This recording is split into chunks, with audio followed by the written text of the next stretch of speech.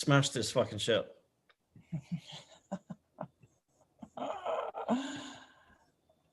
Okay, we are live. Welcome everyone to the River's Edge. I have the most extreme pleasure of having Alexander Quinn back on, the Starseed extraordinaire. He wrote a book about it. Hey, turn that down. Sorry. How you doing? You good? YouTube.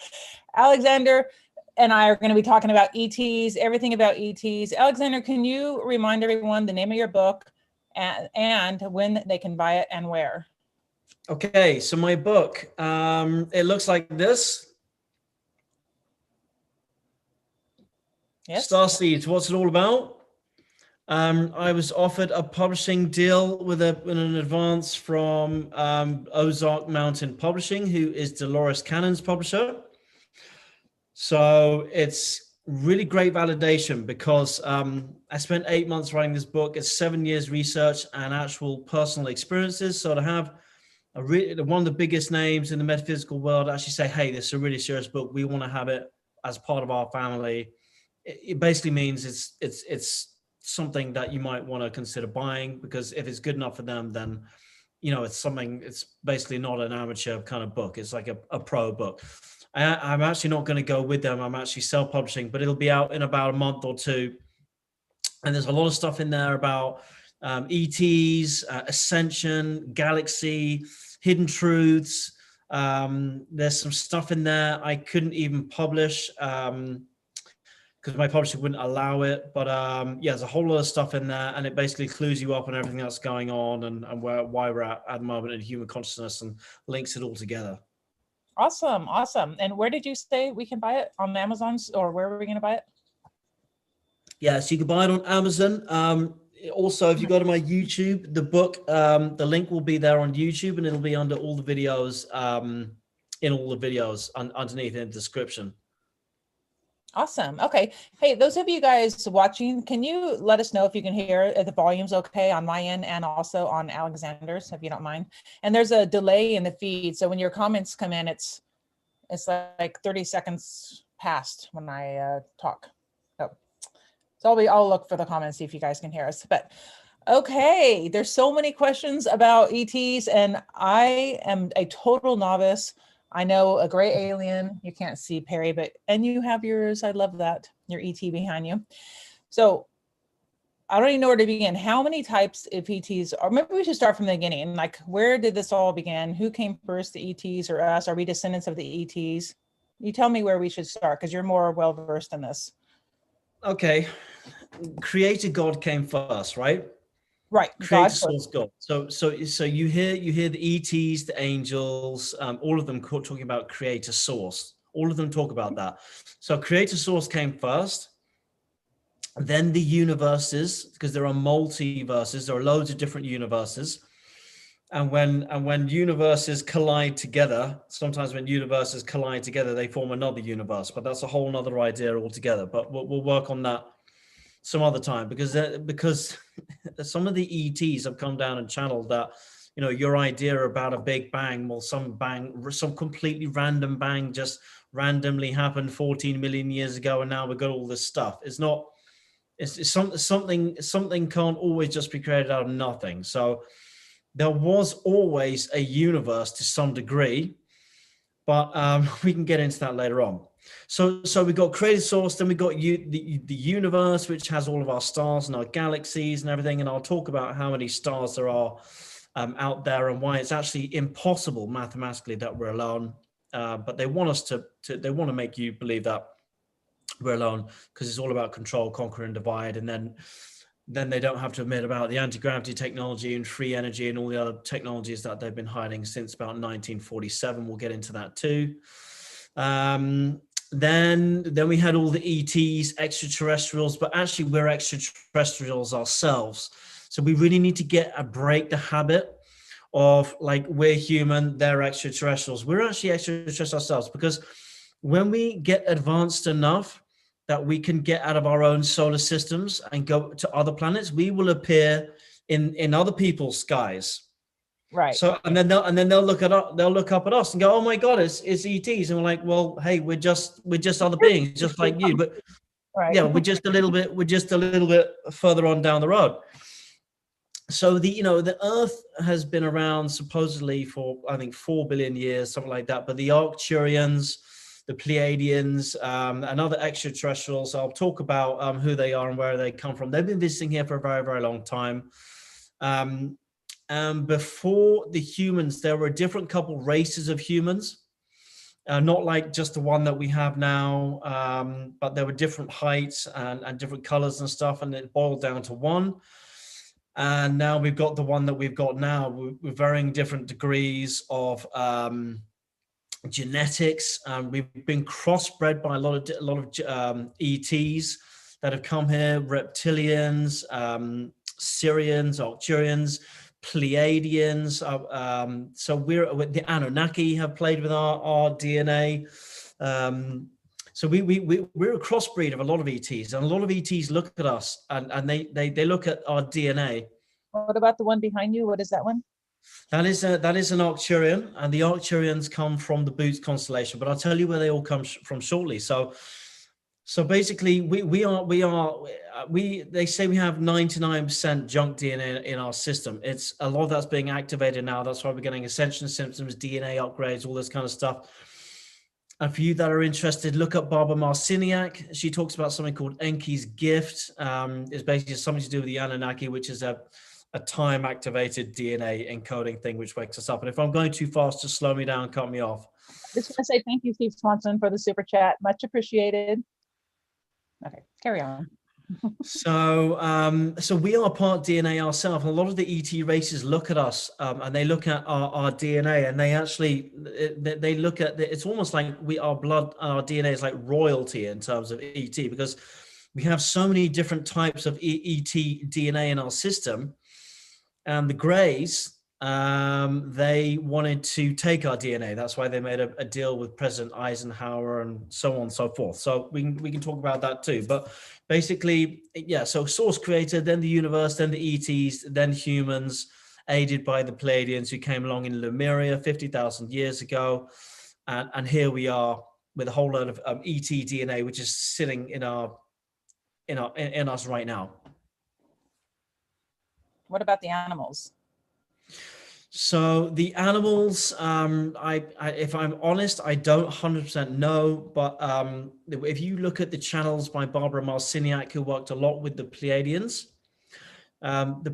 talk about Earth as the living library.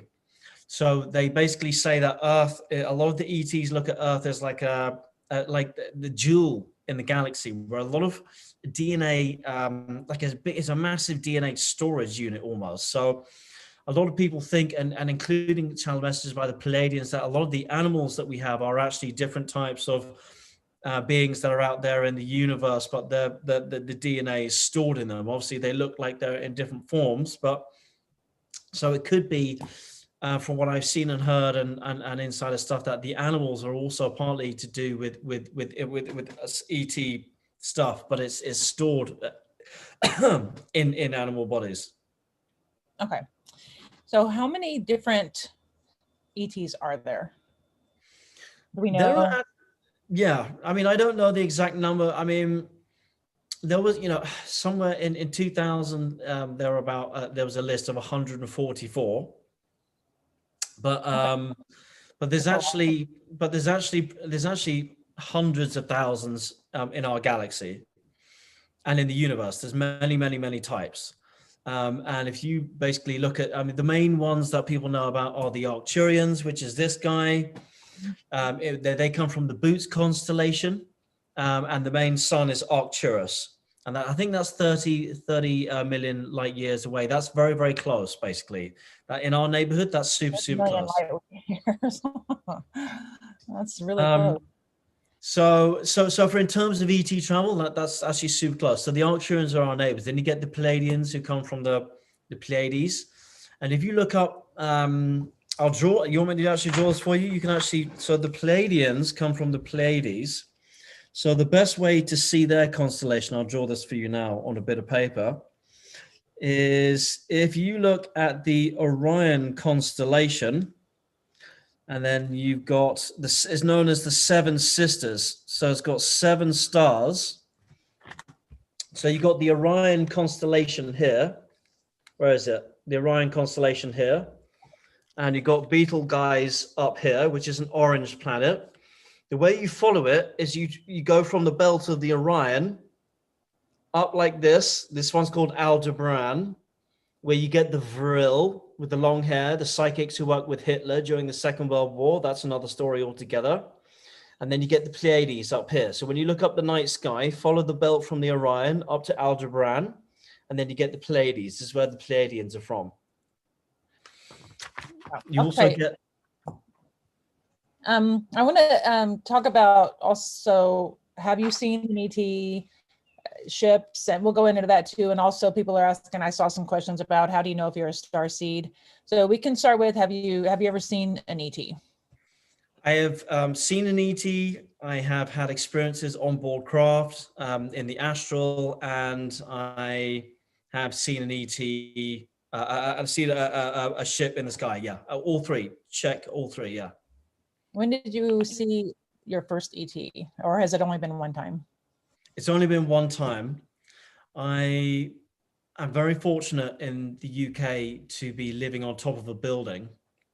So I live on top of a building by the river, and there's not too much light pollution here. So I was basically woken up one night, and I had an overwhelming desire to go to the roof and look at the stars. I can't tell you why. My other half was fast asleep, and I went to the roof, and I was sort of guided to look at a certain direction, and I was looking at one of the stars, and basically it started moving like this across the sky, and then just shot off like that. So it's not very often you look at the night sky and you see a star which was stationary, and then it starts moving and then just goes like that, like at the speed of light. Yesterday in the sky, I was out at 5 a.m. I was out looking upside, and there was just two stars actually, and they both started moving, and then they disappeared into the sky. Okay, well, you saw an ET craft for sure. Really? Likely, very, very likely. And it's not shooting star. And it's not a shooting star is very, very quick, and it burns out very, very quick. A shooting star is just like that. An ET craft, this was an ET craft because it's going very, very slowly, and then it speeds up. Shooting star is continuous. And also the thing about satellites is a satellite is orbiting around the Earth. So when you get a refraction of light off the back of a satellite, it blinks for a minute and then disappears.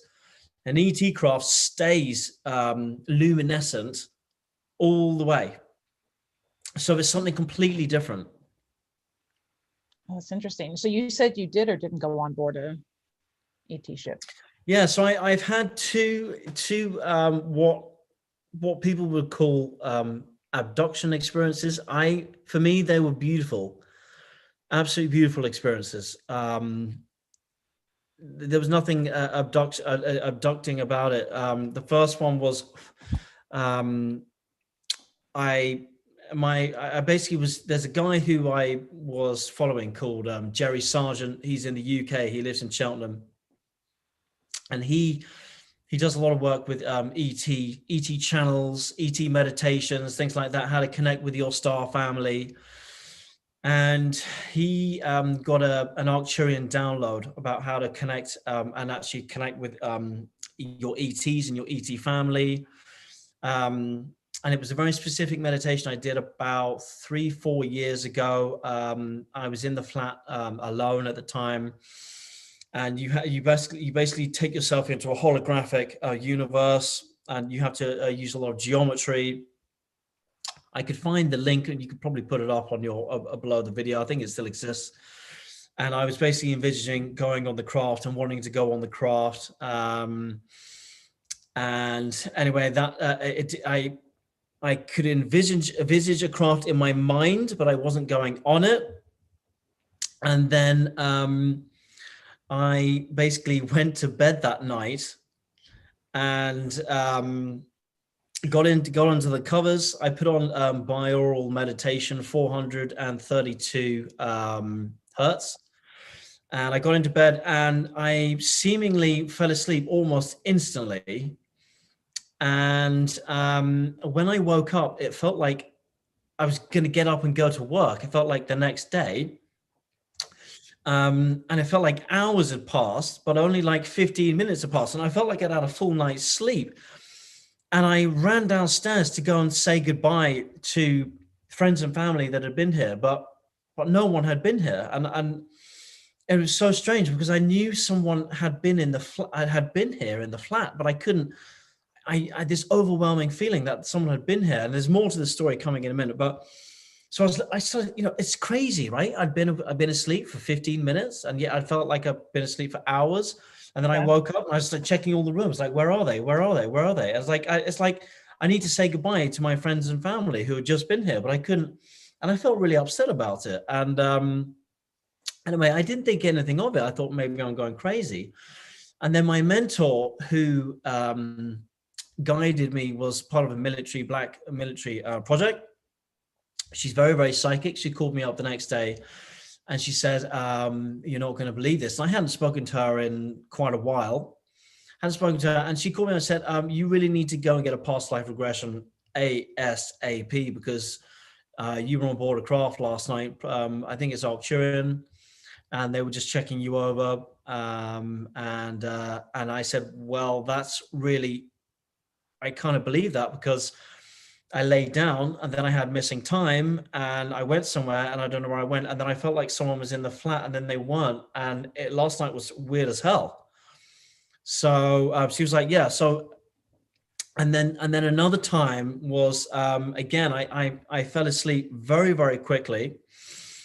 And I went into this dream where I was taken back to my parents' house, where they live in the middle of nowhere, basically like on the edge of a cornfield, on the edge of Cambridgeshire.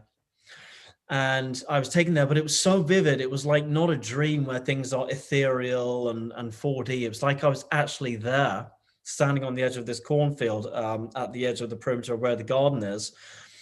And this huge ball of light came up on the horizon. And all I can describe it is as just overwhelming, unconditional love, just showering over me. I mean, I could feel it in my dream. It's like, when you have an orgasm during sex, but so much more kind of, okay, well, so much more, kind of like family, just so much more beautiful. And when I woke up the next day, my girlfriend looked at me and nearly jumped out of bed, because all my hair, when you rub your jumper like this and you get static and you put it here and all your hair goes on end. Like when you put, you see those kids and they put their hands on one of those electric balls. I can't remember. It's got a Van de Graaft. Mm-hmm. My hair was like that. It was all standing on end. And my eyes were wired, like my pupils were massive. And she said, my God, are you all right? And I said, yeah, I dreamt like I was on this craft last night and everything. And she said, and then she touched me and she got like electrocuted. And I went downstairs and I turned the TV on and it was like like it wouldn't turn on. I touched the light bulb and it blew up. Wow. I went into the kitchen and I turned on the electrical hob and it blew up. It's still broken. I still can't use it. Oh my God. How long did this last? So, and that was, so I went through a phase of having this all the time and also having and then after that, I got very, very psychic. So I would dream about things. I dreamt that my boss, during this time, my boss was going to come into work and he was going to ask me and another guy to play football with him and his children. And I remember having this vivid dream. And then I said jokingly to a friend of mine, very tall Russian guy in the office, I said,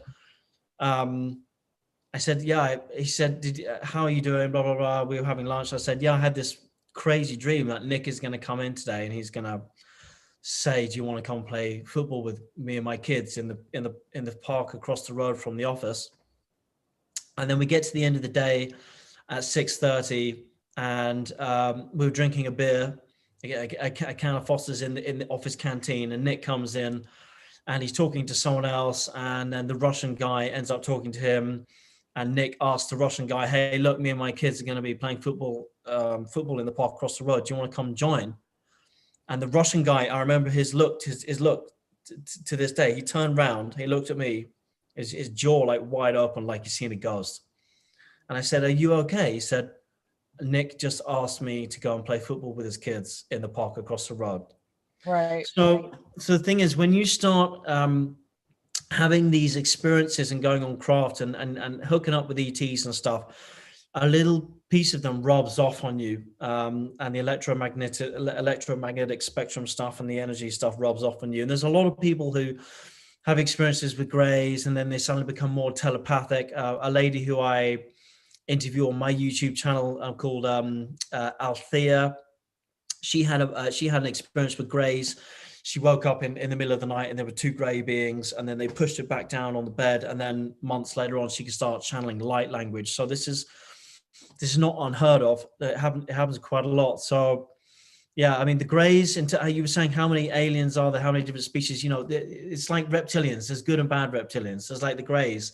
There's good and bad greys. A lot of greys come from some of them come from Zeta Reticuli. There's Zeta A and Zeta B. Some of the more bad ones that work with the reptilians come from B.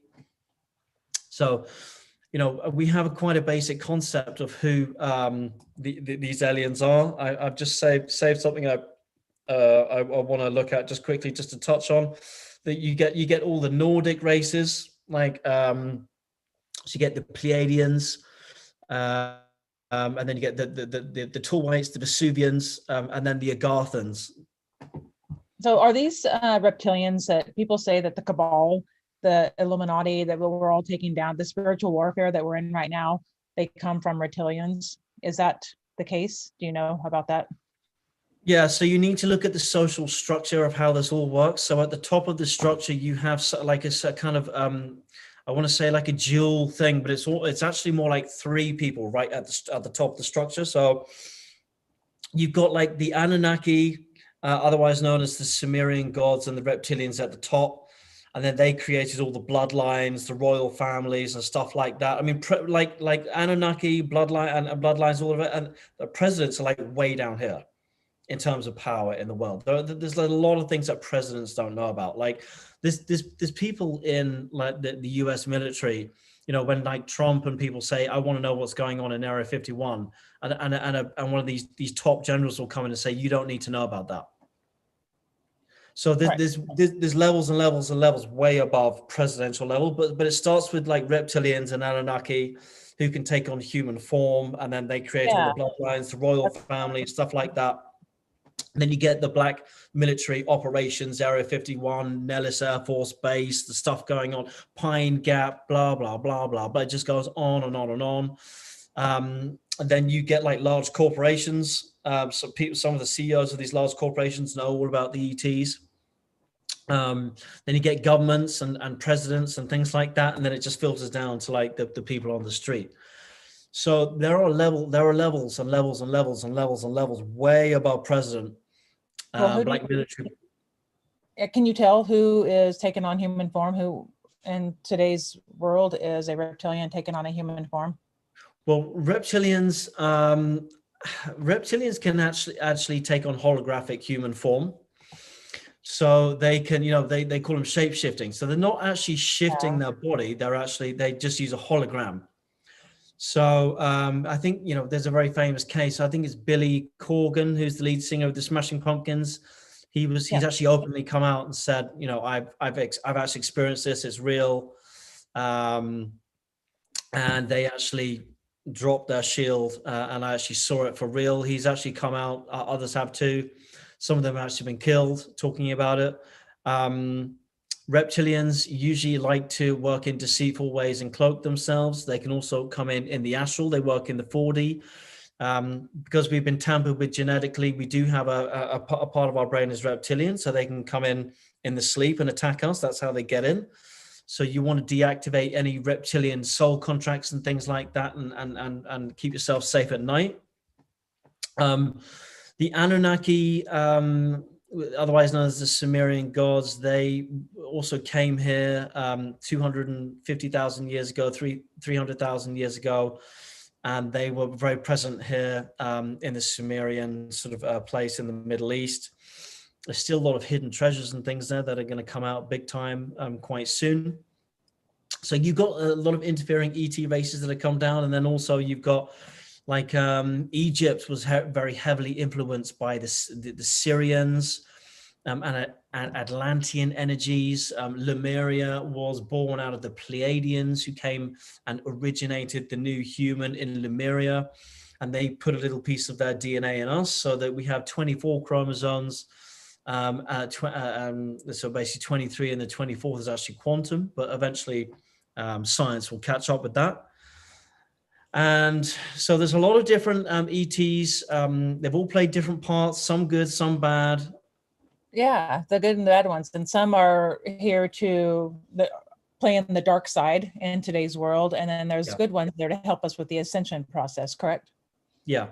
So the ones who basically, there are galactic and divine laws of non-interference. You can't mess with those laws, otherwise you get into quite big trouble, because there are laws out there. There are laws outside of our planet, and these ETs have councils, and they have their own rules and sets of systems. And you can look up John Hellier. He talks about this, the Canadian Defense Minister, who helped talk about the ETs that they've come out. You can look up John Hellier disclosure, and he's wearing a yellow tie, and he's talking about the cabal, and he's basically saying the ETs are real, and the cabal and everything else. And he was one of the first major guys to come out.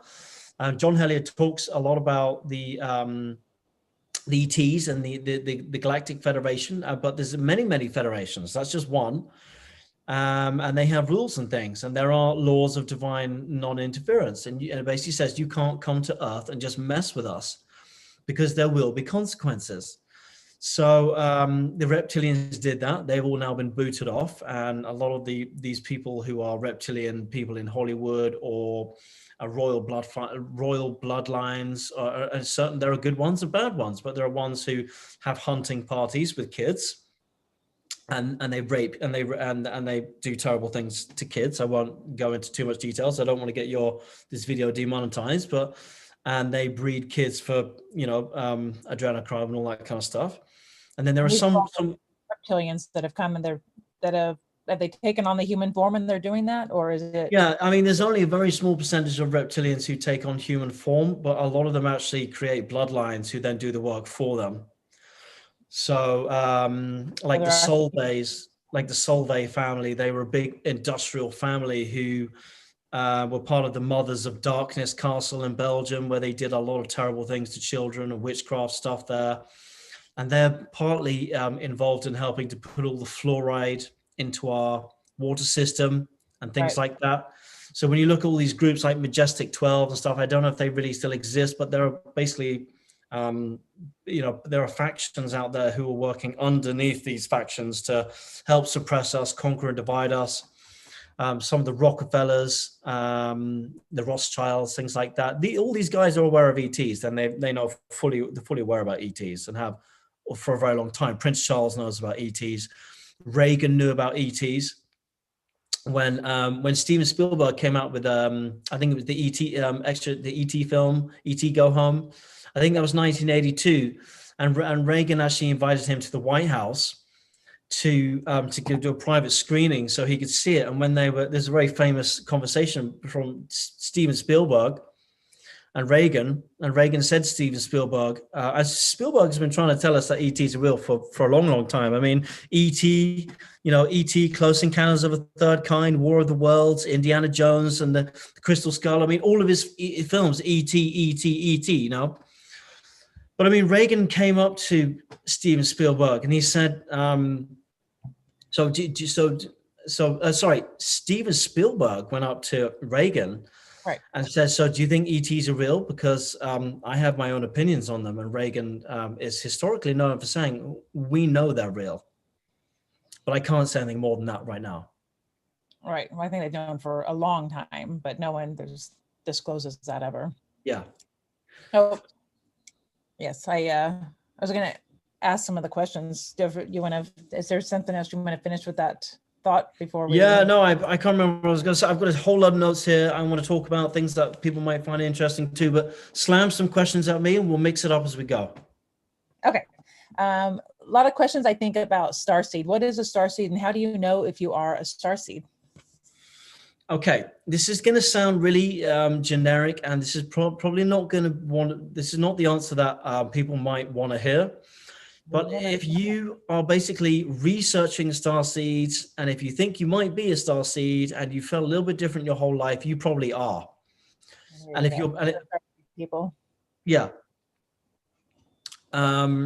If you are a little bit telepathic, or you've had strange experiences happen in your life, or you've been the black sheep in your family, or you've always things have unexplainable things have happened to you, or these are all things that pertain to potentially being a starseed. There are a lot more, but yeah, if you're basically questioning your reality quite a lot and thinking, you know, are aliens real? Or they don't like being called aliens, by the way. They like being called family and extraterrestrials. ETs, right?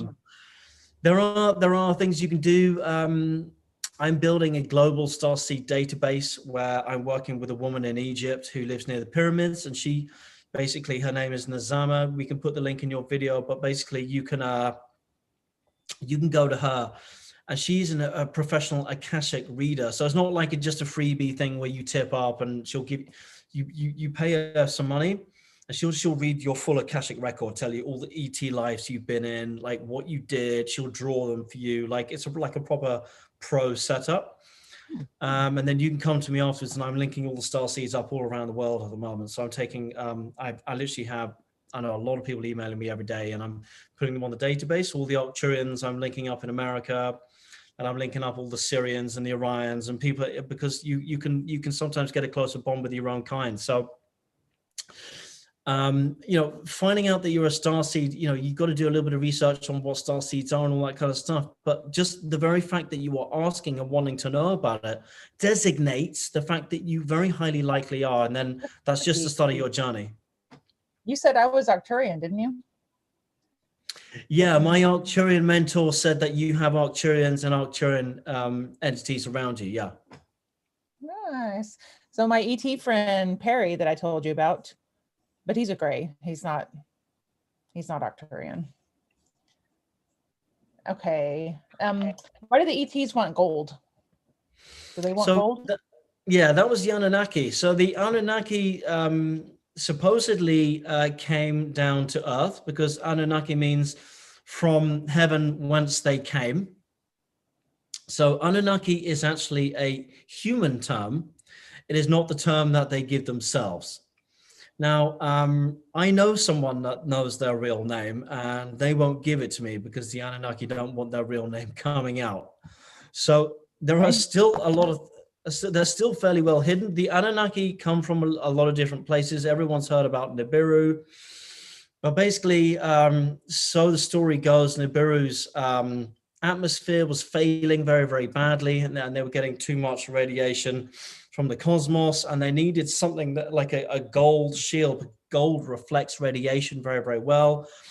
So they supposedly came to Earth, and they wanted to mine a lot of minerals and things from Earth, because they basically wanted to suck a lot of gold out of Gaia, planet Earth, or a Gaia, Earth, whatever you want to call it, because they needed a radiation shield around their planet Nibiru. And they've actually got a few different homes, but that's the main one.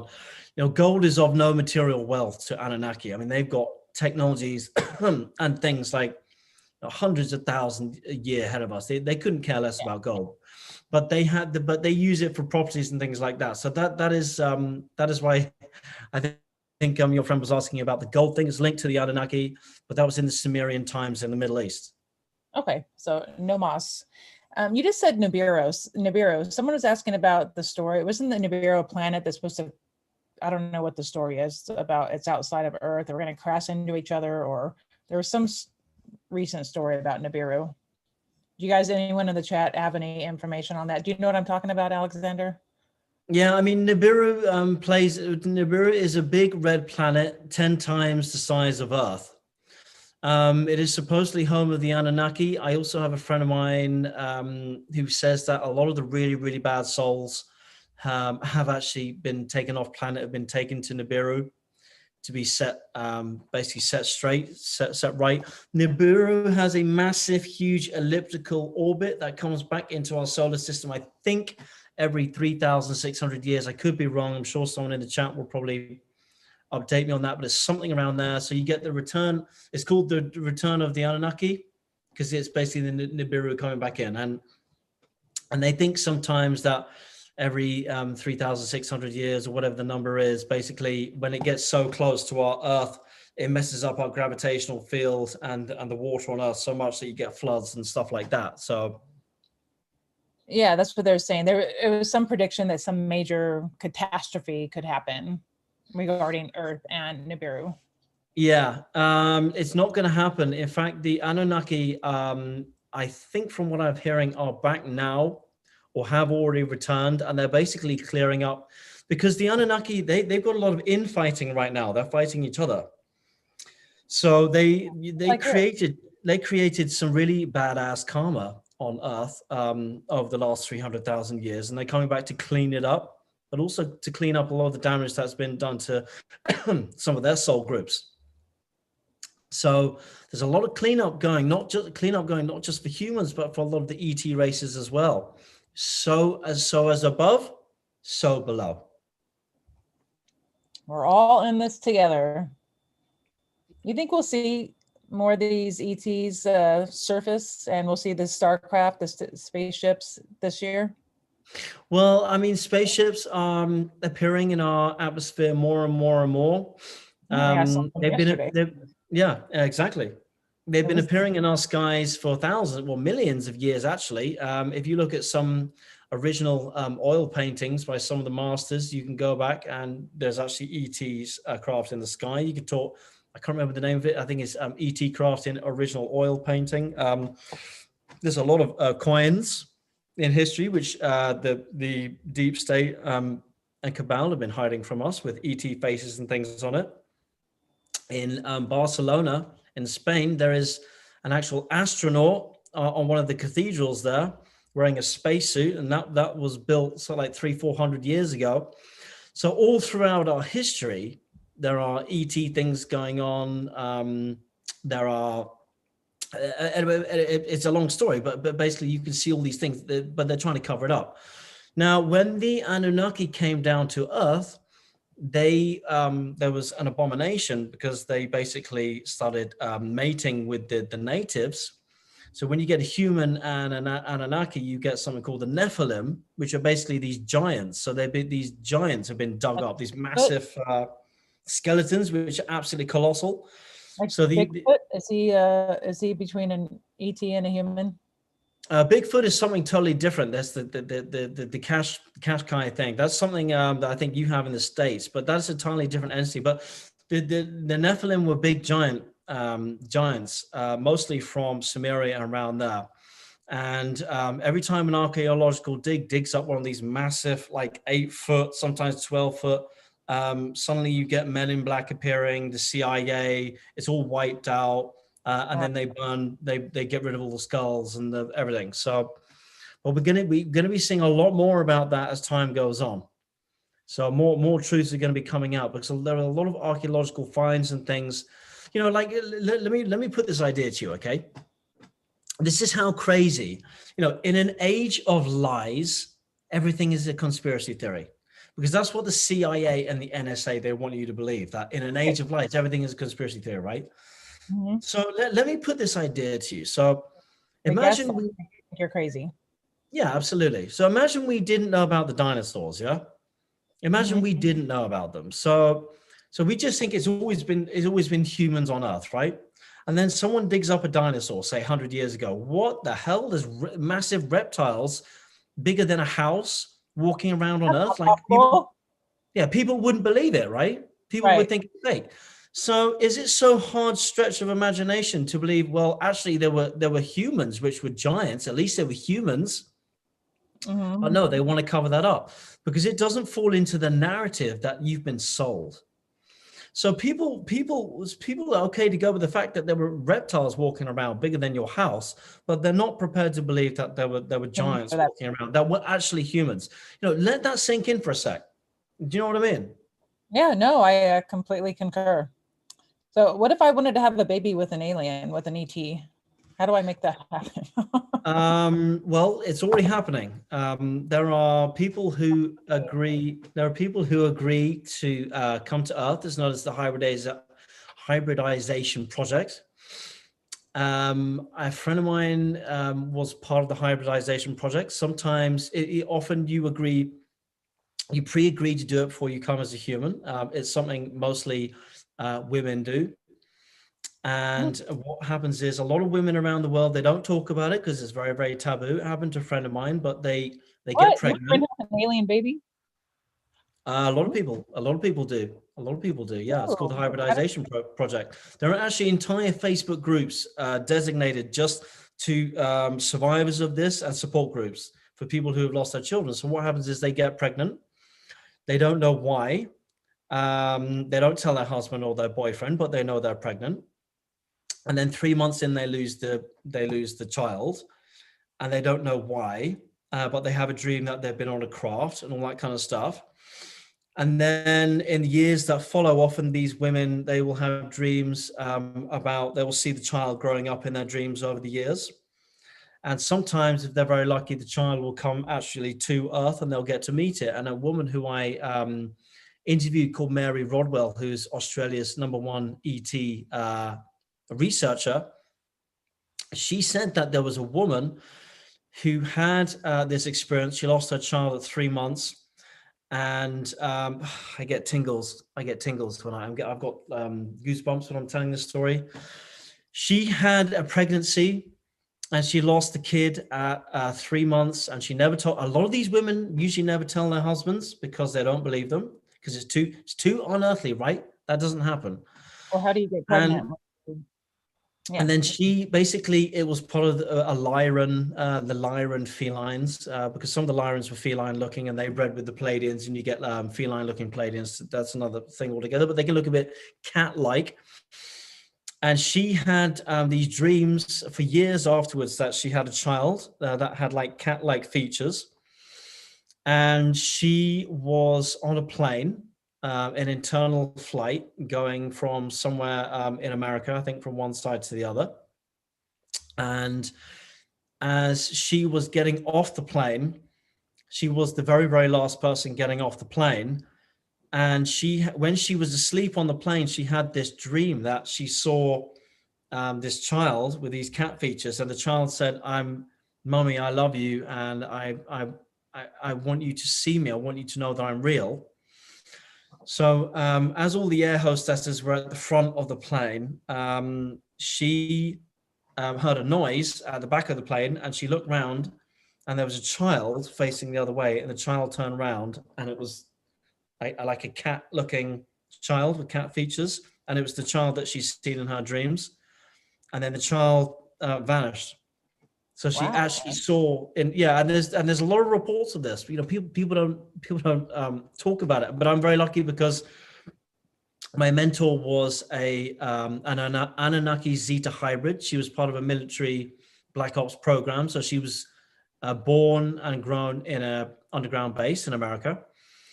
And she put me in touch with another reptilian hybrid who I interviewed on my YouTube channel. She was abducted by the military for years and years. So I built a little group of really quite astounding people around me where we share stories, and they teach me things all the time. But, the human race, the average Joe, the citizen walking down the street, my God, they're so shielded. They haven't got a clue what goes on behind closed doors or in these underground military bases. I mean, everyone's just drinking the fluoride and watching their favorite sitcom on TV and eating their microwave dinners and drinking the Kool-Aid.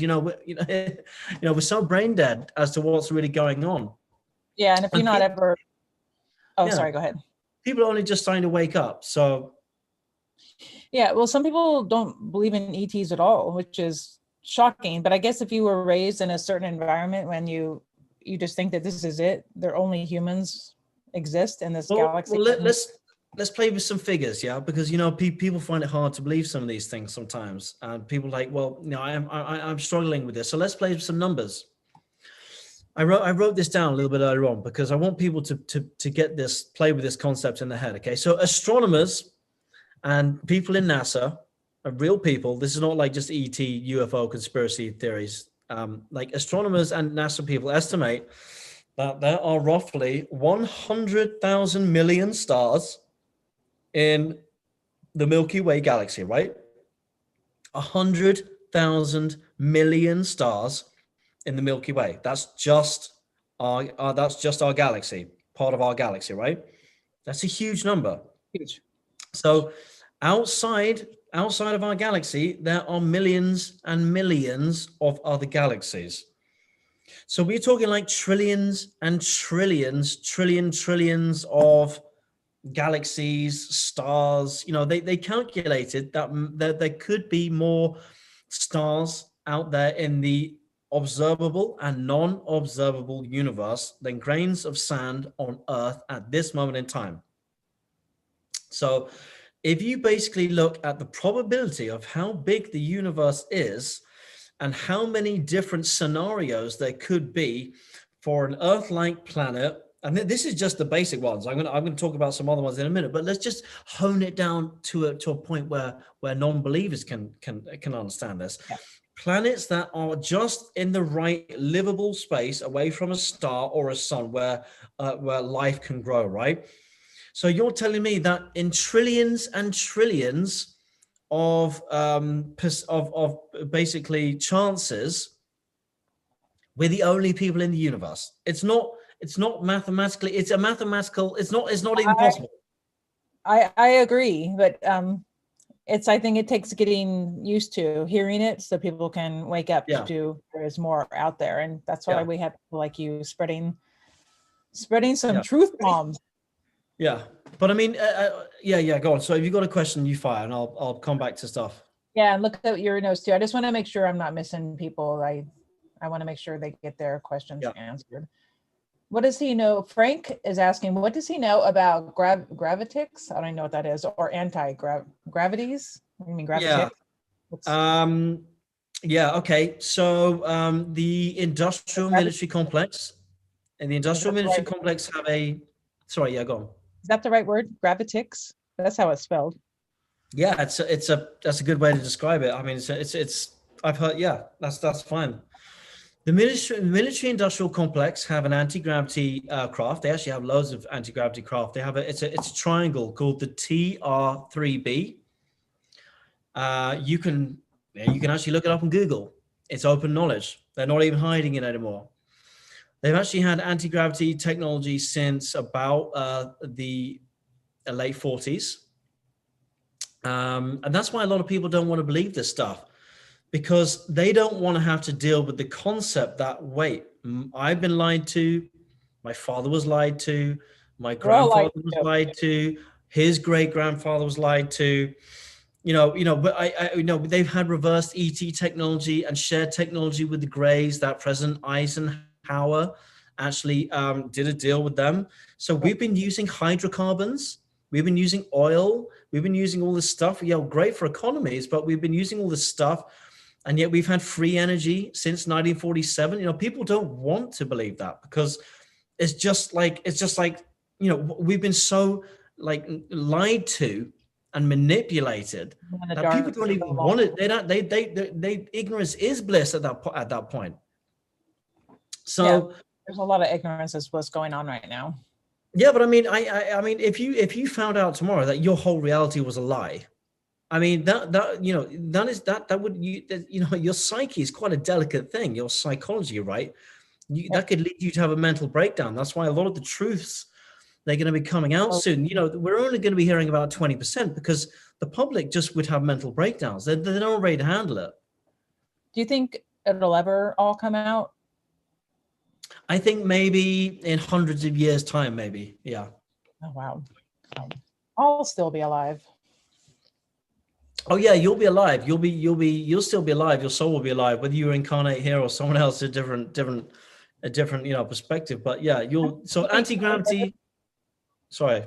I might still be Kelly Rivers here on Earth. Yeah, you could be if you get into one of these chamber crystalline Mecca? chambers or the med beds. Yeah, apparently they're coming too. So anti-gravity has been knocking around for a long time. And I'll just finish off. Sorry, Kelly, before you finish.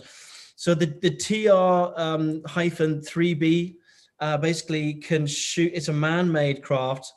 It is some reverse ET technology, and it can fly right up out of the atmosphere.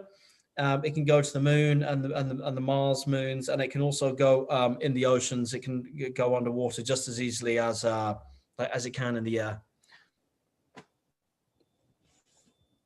I was just going to say, you can in 5D, can't you choose to be here or not be here? You can. There's no aging in 5D. Is that true? 5D is a much higher resonance. And when your cells and your cellular makeup are resonating at a higher frequency, they don't have the cell deterioration that you do in a lower frequency. So you live much, much longer. That's why ETs can live a very, very long time.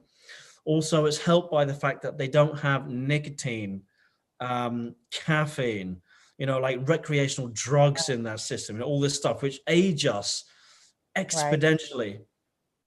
The blueprint and the design for the human body, we're made to live, up to 300-400 years. We're not made to live to 85 and die. It's the system and the toxins we're living and eating and breathing that are making us unwell.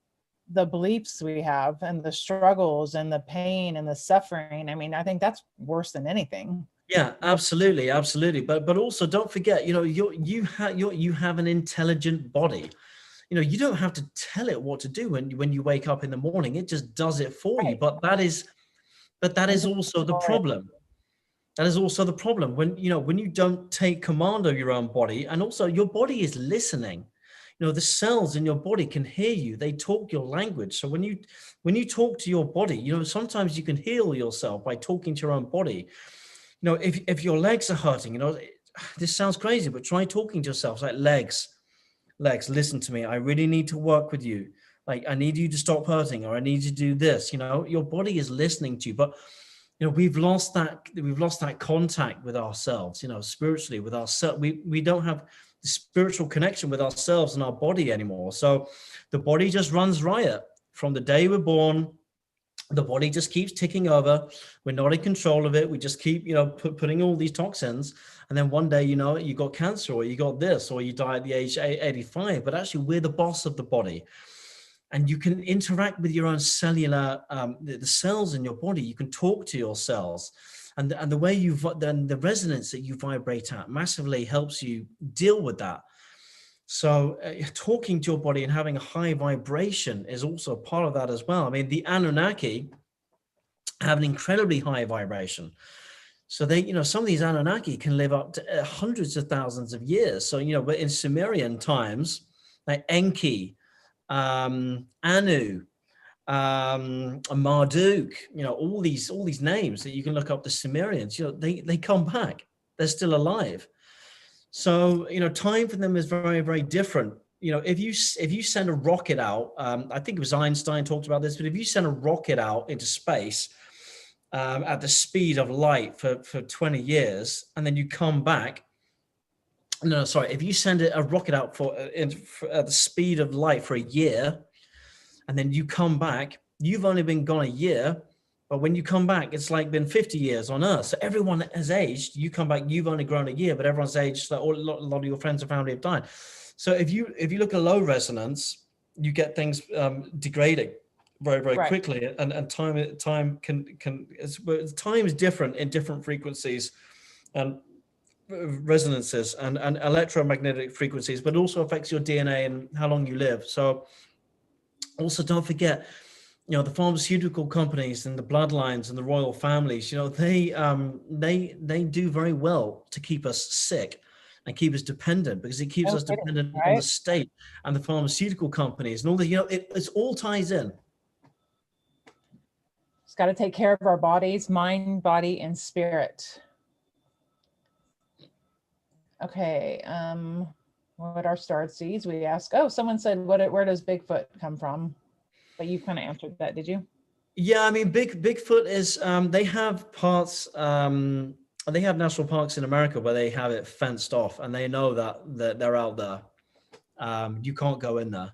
So I don't know much about them, but I know a lot of people see them. And a friend of mine, as I said, so I have a quite unique community of people, but he saw one on his property in Montana, and Oh, yeah. he was way in the distance, and he said this thing was about 12 foot high. So he had a picket Oh, fence. cool. He had a picket fence, so this thing was 4 times the height, and they saw each other from a distance, and this thing vanished in a heartbeat. I think there's a lady that speaks with Bigfoot. I don't think it's Joan Ocean. Joan Ocean speaks to dolphins, and she communicates with them, and you can go out in the ocean with her in Hawaii. She may Yeah. also have a Bigfoot connection, but there's different people that do that. It's very cool. Okay, let's see what else we got here. Some starseeds, like myself, keep coming back in each life, and we contribute to the battle against evil, and more importantly, stand up for truth and help those that are oppressed. That was 17 Raccoon said that. So you keep coming back, and some people came back specifically for this time and on the planet to help humanity shift, right? That's what the starseeds are doing, helping everyone else. So some star seeds have been here for a very, very long time. And the star seed thing really kicked off around 1945 when Hiroshima and Nagasaki kicked off. And the ETs were basically looking at humanity, and they were basically saying, oh dear, the children have found the matches and they're playing with them. Now there are the Pleiadians. Basically, they had to go through a very difficult ascension. They blew themselves up. What happens is with a lot of ET races is that ET races seed ET races. So the Arcturians seeded the Pleiadians, and the Pleiadians seeded the Lemurians, and then from Lemuria we have Atlantis, and then we have Agartha, and then we have Egypt, and so on, so forth. And early on in the developmental stages of some civilizations, they come across atomic energy. And if they have a negative trajectory going forward, they will blow themselves up and kill themselves with it. So you only get so many tries with that kind of thing before Creator Source or other ETs basically say, no, we're starting again with this civilization, and they'll wipe a planet out. So this is our 6th try on Gaia. And if it didn't work, there would basically forces would come along and just put a stop to it, like put a stop to the fun and games. So yeah. So if you look at, there are also other timelines. You have to remember in 3D, there is in pure 5D, there is and multidimensional, there is no time, but also you have different timelines. So on a different Earth timeline, there were beings like us on Earth that did actually create Armageddon with nuclear war, which supposedly was meant to be the year 2000. And they did blow themselves up. And then they basically, they then, through radiation poisoning and all kind of stuff, turned into a different type of gray. And that's why they have then got together with the mantis beings to basically go back in time so they can take our DNA so that they can make themselves reproduce again. And this kind of stuff, you hear Bashar talk about this, the Daryl Anko channels Bashar, which is an Essassani ET, talking about all this kind of stuff. So you got to think about timelines as well. What happens on Earth affects other ET races because of the law of one. So in 1945, when the bombs went off, it was affecting different timelines and things happening multidimensionally, a big time. And Gaia, otherwise known as planet Earth, basically put out the alarm call and said, right, Earth is in big, big trouble. They're now disrupting timelines now, which are disrupting other people in different places. We've got to deal with this. But the law of non-interference says, hey, well, you can't just come down here and mess with human timelines, because they've got to take responsibility for what they're doing themselves. So the Galactic Federation said, well, how are we going to do this? Because we can't. So the Galactic Federation basically said, well, what we're going to do is we're going to come in the back doorway, So we're not going to mess with any we're not going to mess with any laws of divine interference. So what we'll do is, hey, Arcturians, do you want to get involved? Yeah, check. Okay. Hey, Orions, Pleiadians, Cassiopeians. Hey, do you want to get involved? Okay, check. So they got all Andromedans. You want to get involved? Okay, come over here.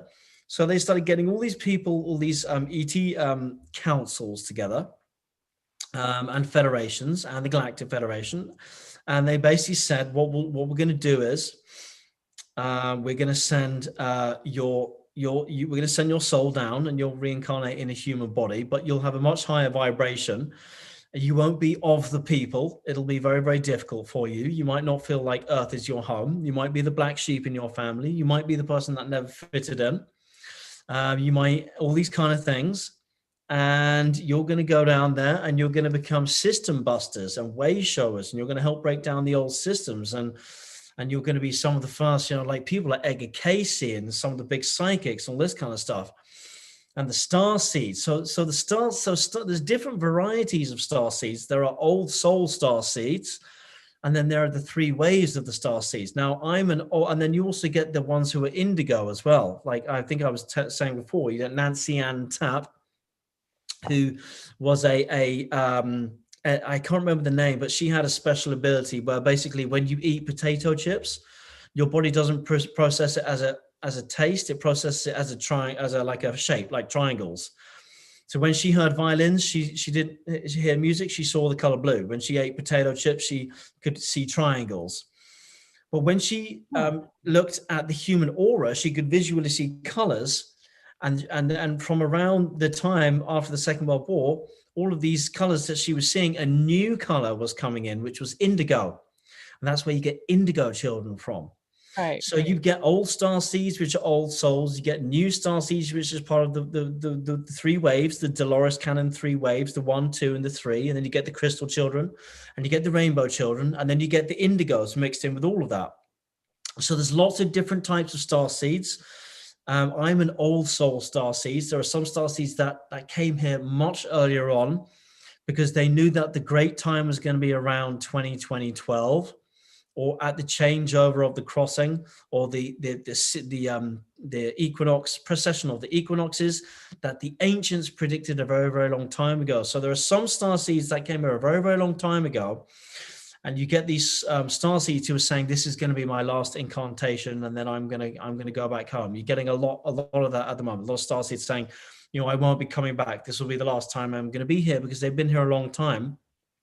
And then you get the three waves who started in around 1945, and the baby boomers, and all that kind of generation. Then you get like my generation, and then you get the third wave, and then the crystal and the rainbow children. So there's a lot of different types of star seeds, new ones, old ones, and they're all playing a different part, and they do a different thing. How do I know which one? You would be somewhere between a first and a second wave, but you would be I would say you'd have to get an Akashic reader to look at you, because I don't deal with that. But you'd be somewhere between a first and a second wave, and you would be maybe an old soul. But you'd have to get some readings. Or because of, why do you say that? Because of my age, you mean? Because of your human age, yeah. Okay, got it. Okay. And when the question's up, I've got a whole lot of other things that we can run through as well. But I'm happy to keep taking questions. No problem. Okay, I'm just looking through to see if you guys have any. Jacqueline said a spaceship came to me after I noticed it from a distance. When the ship was above me, they flashed their lights from underneath the belly of the craft at me. What does that mean? For them this might sound really funny to you, but ETs do sometimes they just want to say hi. Yeah, they're just saying hi. Sometimes they just literally, sometimes they want to say, hey, we are your family, and we want to say hi. Also, I want to make something really quite important about people who see ships. Some people who see ships have missing time, and sometimes they don't.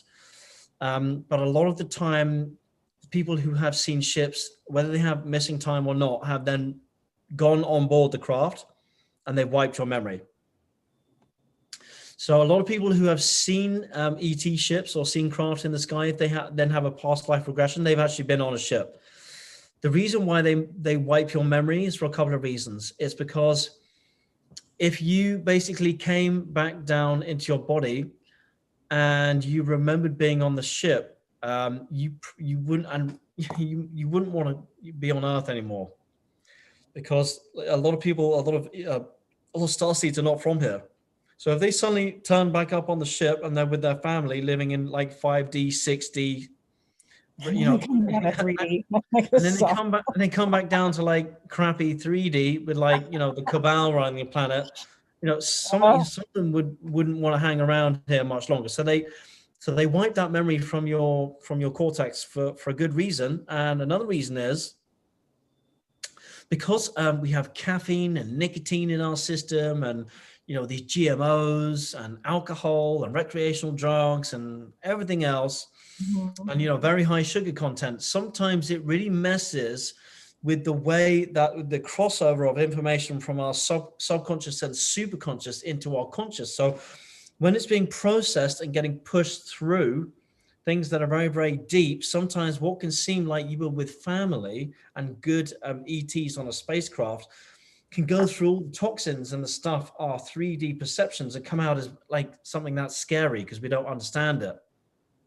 So they wipe the memory from your cortex because either it's not good for you to remember it for your own good, or because actually you could remember it as something that's bad when it was actually something that's good.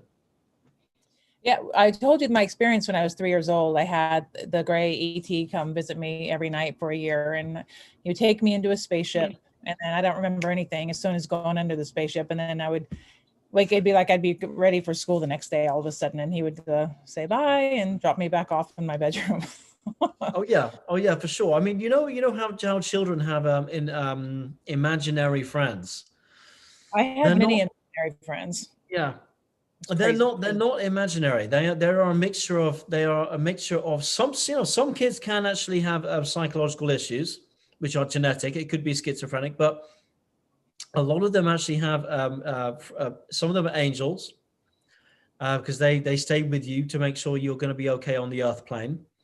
You know, sometimes you look at young children of the age of 1 or 2, and they'll suddenly look up in the room like this, and they're looking at something, and then you look at it, but you can't see what it is, because they can see something.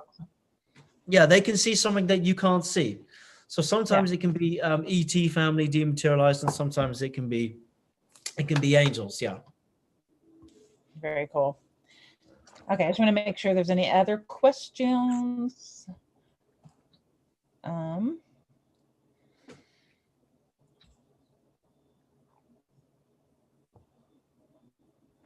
Is there any more? I don't think so. Before we move on. Nope, you can carry on. So I don't know where we left off, but I've just written a few interesting things. I've written some notes down here that other people might find interesting. So a lot of our presidents have been aware of ETs. ETs are alive and well, good and bad, working on military bases underground. And you can go and check out Emery Smith. That's Emery with an E, Smith with an S. They've tried to kill him a couple of times because he's a whistleblower, but he was working on those ET bases. You also want to check out Charles Hall. He was a weather specialist working on Area 51, and he was working with the tall whites. Some of his stories are quite incredible. The other guy to check out is where's his name? I wrote it down. Boyd Busham. He was working for Lockheed Martin Skunk Works. Lockheed Martin Skunk Works are the aeronautic and technological multi-billion-dollar company, which basically Ben Rich was CEO of, and they're basically producing these anti-gravity technologies like the TR-3B for the industrial military complex. And Ben Rich was CEO of that company, and he even came out openly and said, we have the technology to send ET home. He even came out openly said it. And people said, do you believe in ET technology? And he said, yeah, I believe in the ET kind, and I believe in the human kind, because there are two different types. And how you tell them apart is 3D ships and the real ET ships. 3D human ships look like they're from Earth. Okay, so like the TR3B I've been talking about, it's a square, it's solid, like it looks like something that is solid. You could basically, if it came and landed, it looks like something you could feel or touch, right? It looks physical. Other ships that are man-made have moving parts. The ships that are real ET ships, which are fifth dimensional, sixth dimensional, they often just appear as a ball of light, or they're see-through. So you can't see them because they're multidimensional. So they're in one dimension and they're in another.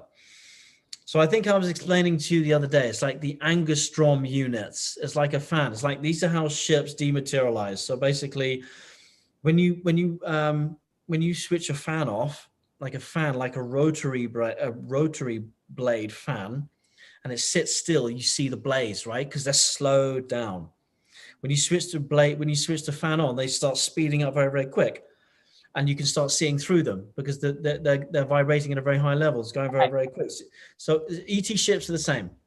So the higher something vibrates on the angstrom vibration, it resonates so high that it starts to dematerialize out of the visual spectrum that us humans can currently see at this moment in time. So if you're in a very low vibration, no, your visual perception will only be able to see things in 3D. So you won't be able to see dematerialized ships. Whereas if you're in a very high vibration, or you're in 5D, you're going to be able to see other ships and things like that. I think we were talking about this on the last time we spoke, but yeah, and also you've got to have a little bit of faith as well, because if you don't believe in this kind of stuff, and then you go out searching for ETs, you're not going to see them. So you've got to believe. You've got to engage your pineal gland.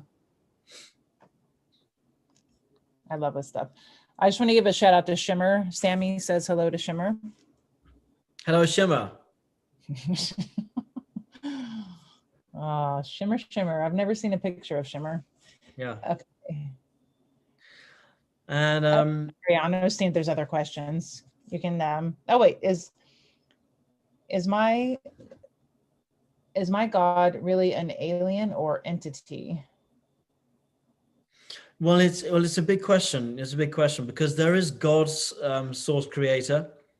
So there is creator that made us all, and the ETs work with creator. The angels work with creator. We work with creator.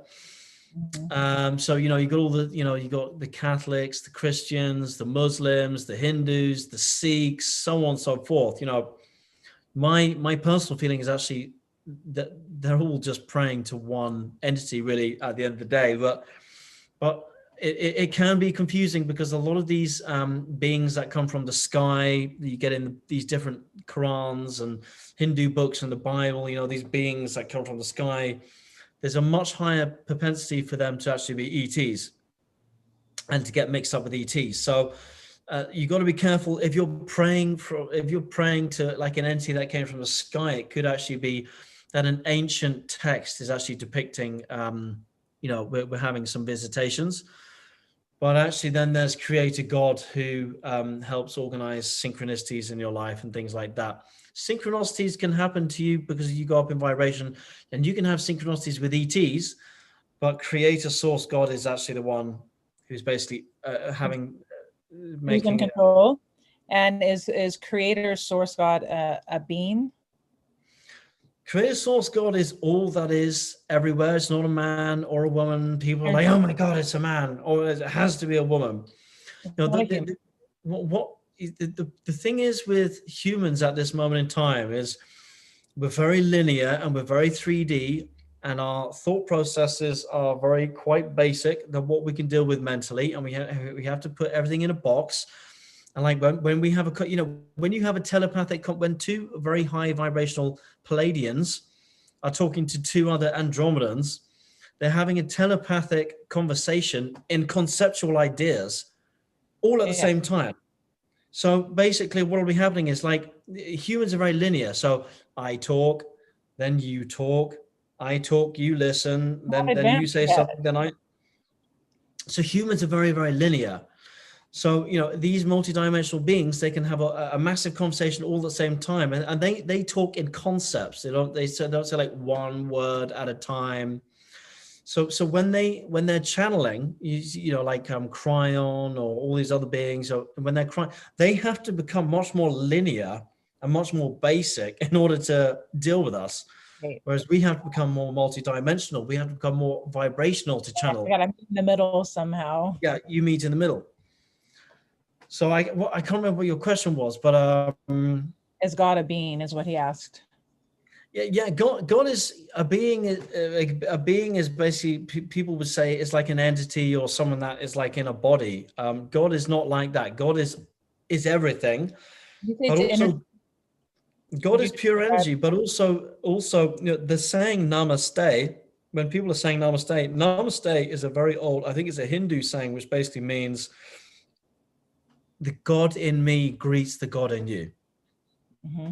Because creator source energy, basically at the beginning, creator source energy sent out many pieces of itself out into the universe to experience all that was and all that has yet still to happen, to make to make itself bigger and to let the universe grow. So we are part of creator source ourselves. You know, how many times have you heard spiritual people or extraterrestrial people say, you know, we're so powerful, but, you know, we're afraid to use our power. We have a part of God inside ourselves. So the saying, so we are a part of God, quite literally, a little tiny piece.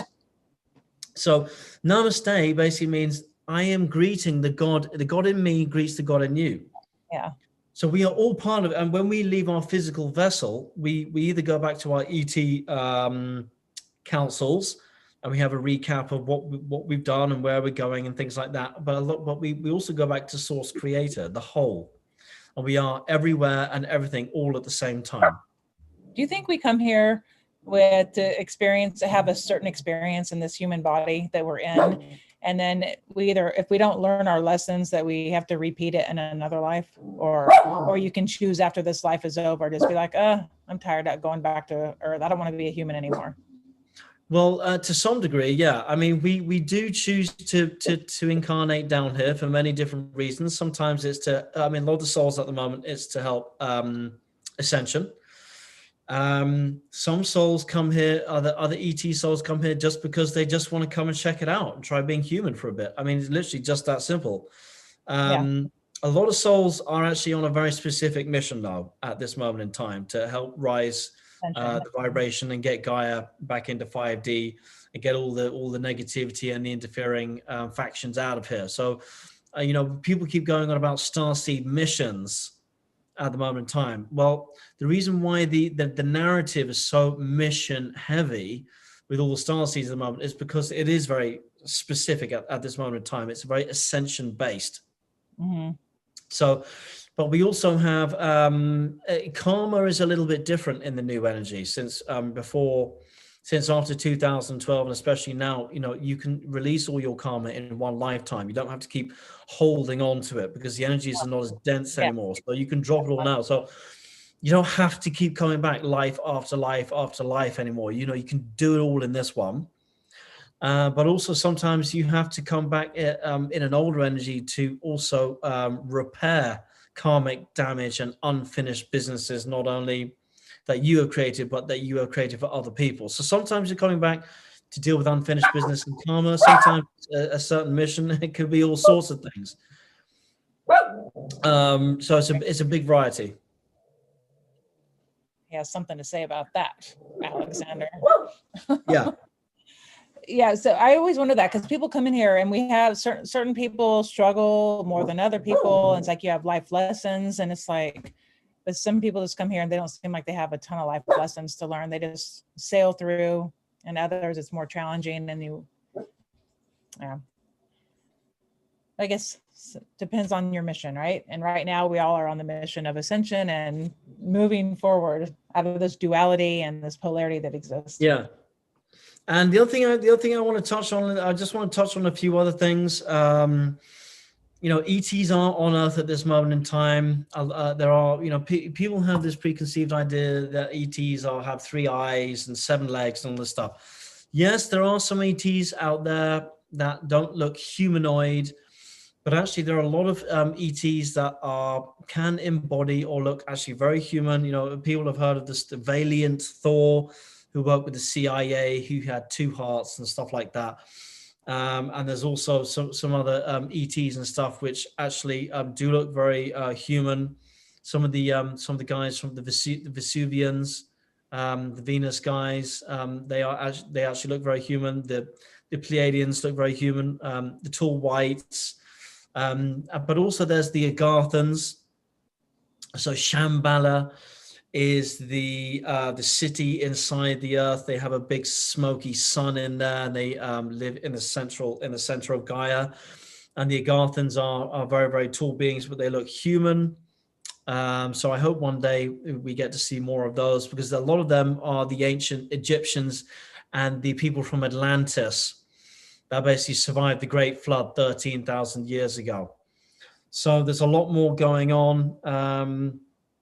I want to talk a little bit about the moon also, because there are bases on the moon. Did we ever have a moon landing? Say that again? Did you ever have a moon landing? I actually, I am not 100% sure about that. But what I do know is that it's possible they did. But from what I've heard from the insider information that I have been privy to, is that when Buzz Aldrin and some of the other guys got back, they basically said when we were up there, we were not alone. And they were basically, the deep state and the CIA basically made them a very specific threat. They said, if you talk about this, what we're going to do is we're going to kill you, and we'll kill your daughters, and we will kill your children, and we'll kill your grandchildren. So that's what they often do. So they often make threats like that. So they say, "We'll kill you." Land on the moon, and they saw ETs there. Is that what you're saying? Yeah, that's what I'm saying. Okay, yeah. Well, there's no surprise that the CIA makes threats. That's shocking. But yeah. I just wondered if you thought it really did happen, the moon landing. I think it did. I think it did happen, but it's a bit like that specific threat that I just said. With JFK. They said if you took, because JFK knew about the ETs and he also wanted to expose it, but he, in pillow talk with Marilyn Manson, Marilyn Monroe, he was after having intercourse with Marilyn Monroe, he was saying to her, well, I know about the ETs and I'm going to expose it. So they knew that they were having that conversation, and lo and behold, a perfectly sane, very happy. Well, she didn't live a totally normal lifestyle, but she was a very sane person. Suddenly has a massive barbiturate overdose. It just doesn't add up. Yeah, and then he's murdered. So there have been bases on the moon. Go on, you go first. Oh, you can carry on the moon. I was looking at someone had asked a question. She wants to know, when you die, do you go to heaven? Yeah, well, yeah, it's not like, so you have to remember, we have man-made, basically, yes, but it's not like, the Ghost film with Demi Moore and Patrick Swayze. It's a little bit different, but yeah, there is a type of heaven. Hell does not exist.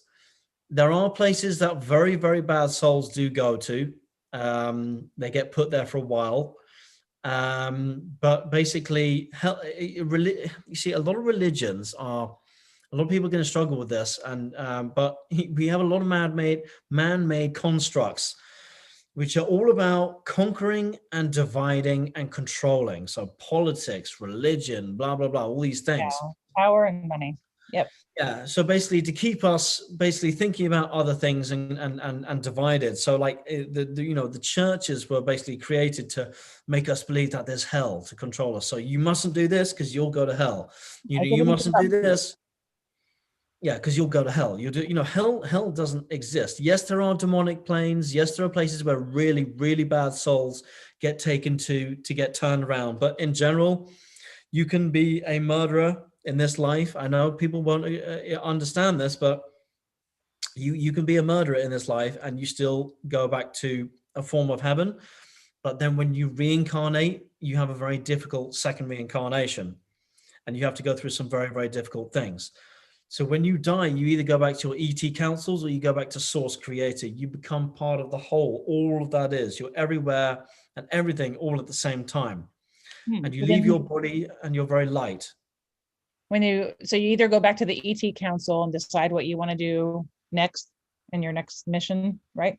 Yeah, you get to choose, but also there is false light, because there has been a archonic structure set up around on Earth, whereby some souls have been getting caught up in false light. They go to a light, and then they end up an archonic reptilian false soul contract, and then you get put back into a soul contract that is all about terrible suffering and pain and everything. And you didn't come down here to suffer and have all these pains. So a lot of people have been under false light soul contracts and had terrible things happen to them. So it's a very good idea. If you do think you have a soul contract, burn it up, get rid of it. That's a whole nother video, getting rid of your soul contract and getting rid of your reptilian things. But you can look that kind of thing up on DuckDuckGo. Don't use Google. And so a lot of people, people have been saying that it's a soul prison planet. So a lot of souls keep reincarnating. They can't get off.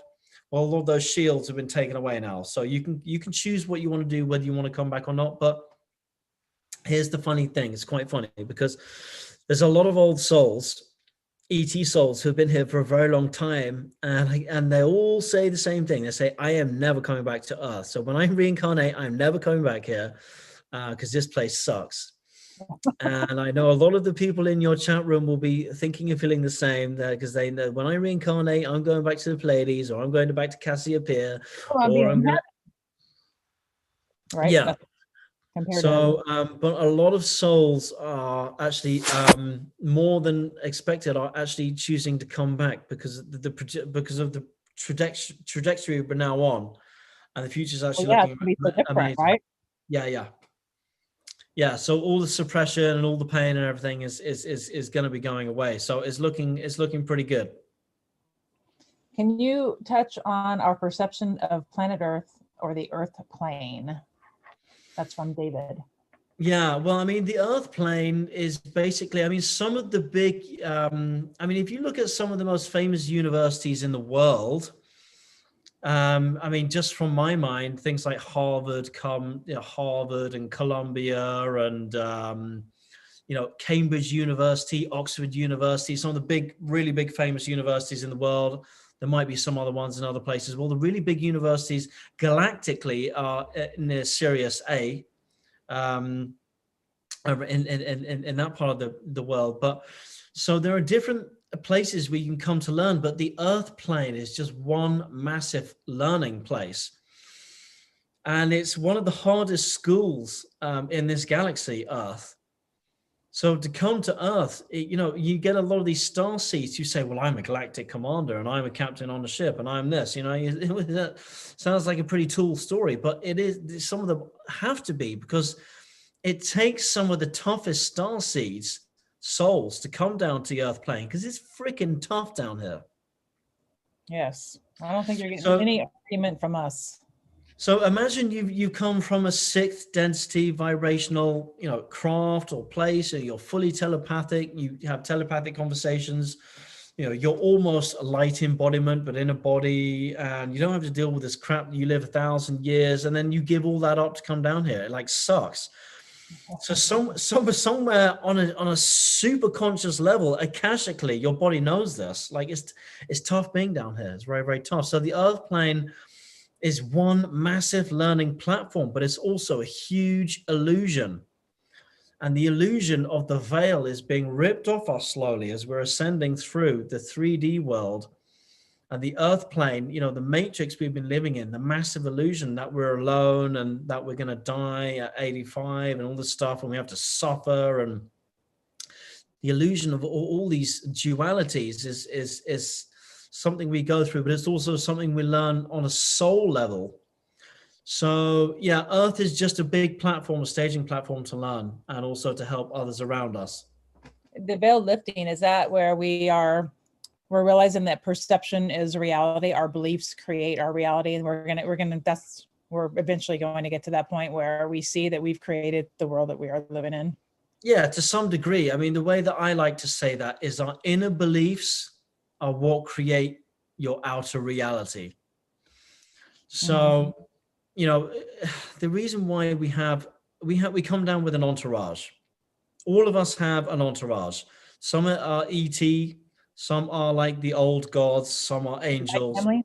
Is that what your spirit family? My family, yeah. So all of us have an entourage. So if there's 8 billion people on the planet, everyone has got anywhere from 2 to 10 to 12 beings around them, trying to help them, angels, ET, and things like that. And they're trying to help us all the time, trying to work with us. When we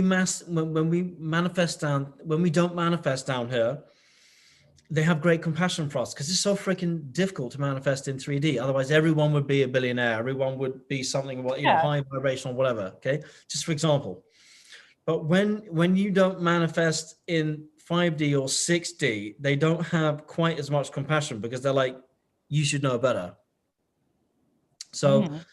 So that's why they have a lot of compassion for us down here, because they understand what we're going through, and they've basically given up a lot of our abilities to come down here to help Gaia at this moment in time.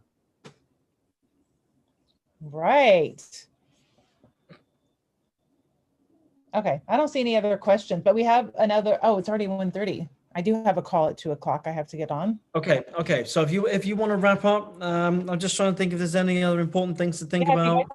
If you guys have any other questions, please write it in because we are going to end this lovely video. Somebody else's mind okay, I don't know what that means. Somebody else's mind mangling mindset, criminally insane, man-made rules regulate. Okay, maybe it's just a comment.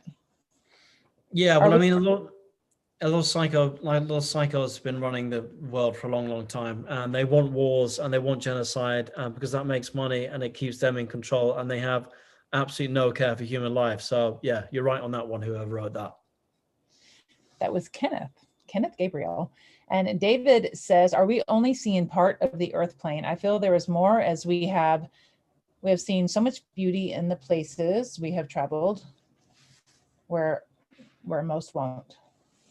Yeah, 100%. If you basically go up in vibrational, if you go up in vibration, we can only see so much on the light spectrum, for example. As you go up in vibration, the light spectrum is this big.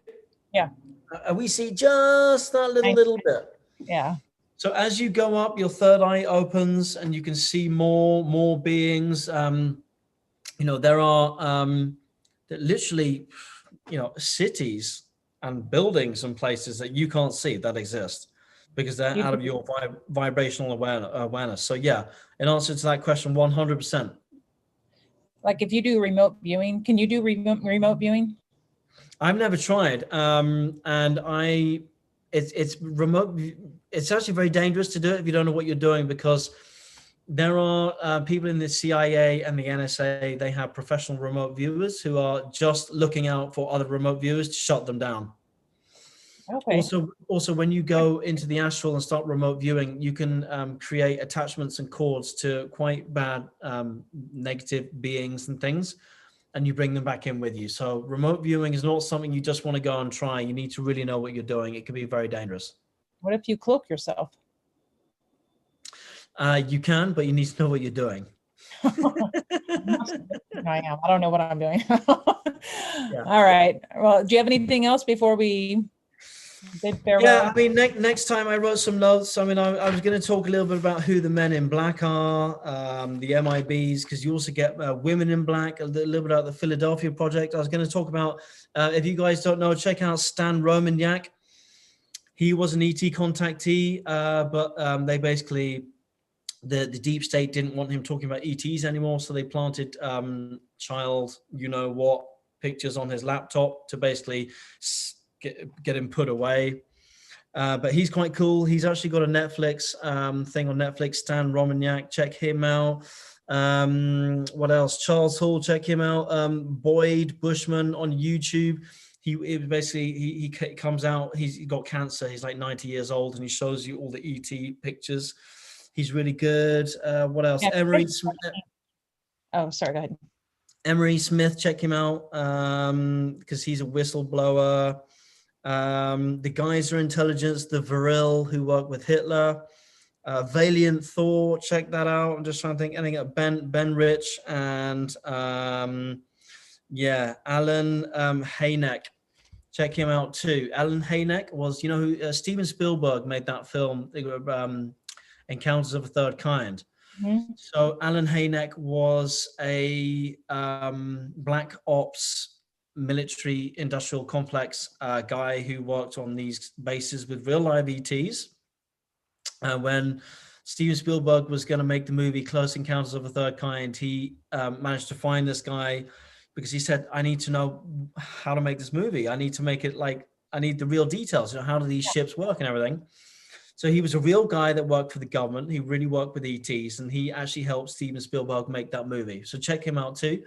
Unless there's any questions, I'll let you round up. But I hope that was a nice little basic intro into ETs and who they are and what they do. And maybe next time we can go a little bit more in depth. Yeah, for sure. And you guys write in the comments if there's anything that you want us to cover that wasn't covered today, and we'll do it in our next video, which we haven't scheduled yet. We'll get together and then we'll get back to you guys. Yeah. And anyone can have contact with ETs. All you have to do is meditate and reach out, and you can have it. It's not, you don't have to be special. I like it. I love it. And it's going to be more prevalent as time goes on, which is exciting. Oh, yeah. I love it. Oh yeah, that we have ships, loads of ships in the skies right now, but a lot of them you can't see. I was surprised you said it was a ship yesterday, because it's just a tiny little star in the sky. I was expecting, you know, ships to be big. Yeah, they can be 25 miles across. They can be hundreds of miles across. Some of the big motherships. In the sky. Yeah, I mean, NASA have actually taken pictures of ships going in the sun that are 5 times the size of Earth. And they've actually taken pictures of objects going into the sun, which are like an actual ships. Yeah. So yeah, they can be huge. That's what I expected. All right, guys. Thank you. Thank you, Alexander.